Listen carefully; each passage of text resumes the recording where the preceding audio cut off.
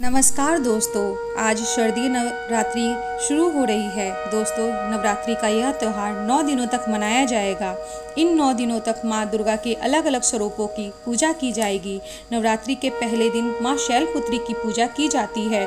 माता अपने दाहिने हाथ में त्रिशूल धारण किए हुए हैं और बाएं हाथ में कमल के फूल से सुशोभित हैं, जो कि वृषभ पर सवार हैं। माँ के इस स्वरूप की पूजा प्रथम दिन होती है, जिन्हें हम शैलपुत्री के नाम से जानते हैं। माता शैलपुत्री की कथा के अनुसार उन्हें माता सती के नाम से भी जाना जाता है। एक बार प्रजापति दक्ष बहुत बड़े यज्ञ का अनुष्ठान कर रहे थे।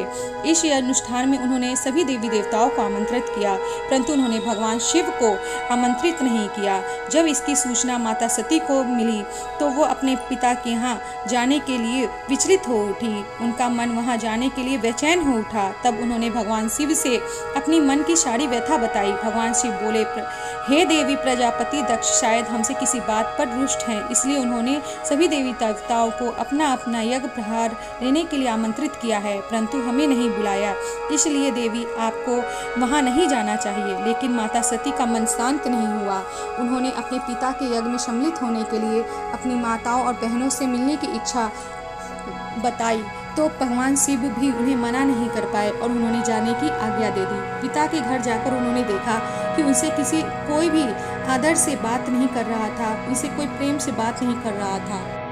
परिजनों के ऐसे व्यवहार से माता का दिल बहुत दुखी हो उठा और उन्होंने क्रोध में भरकर और हृदय शोकाकुल होकर सोचने लगे कि उन्होंने भगवान शिव की बात नहीं मानकर बहुत बड़ी गलती कर दी है और उन्होंने अपने आप को वही भस्म करने का सोच लिया। उन्होंने अपने तप के आग से अपने आप को वहाँ जला लिया। जब भगवान शिव को पता चला कि सती ने अपने आप को जला लिया है तो बहुत ही क्रोधित हुए, वो बहुत विचलित हो गए। उन्होंने राजा दक्ष के यज्ञ को पूरी तरह से विध्वंस कर दिया। माता सती दूसरा जन्म शैलपुत्री के रूप में हुआ।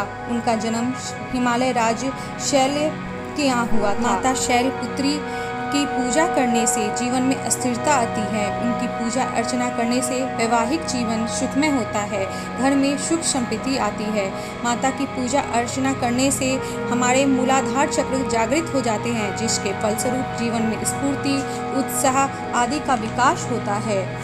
साथ ही साथ माता शैलपुत्री की पूजा अर्चना करने से चंद्रमा से जुड़े सभी प्रकार के दोष दूर हो जाते हैं। भक्तों को सौभाग्य की प्राप्ति होती है।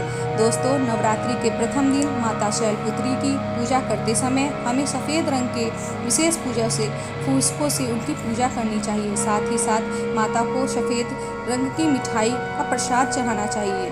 उनकी तस्वीर के सामने घी का दिया और कपूर अवश्य जलाएं। पूजा में माँ शैलपुत्री को गाय के घी को अर्पित जरूर करें। जय माता दी।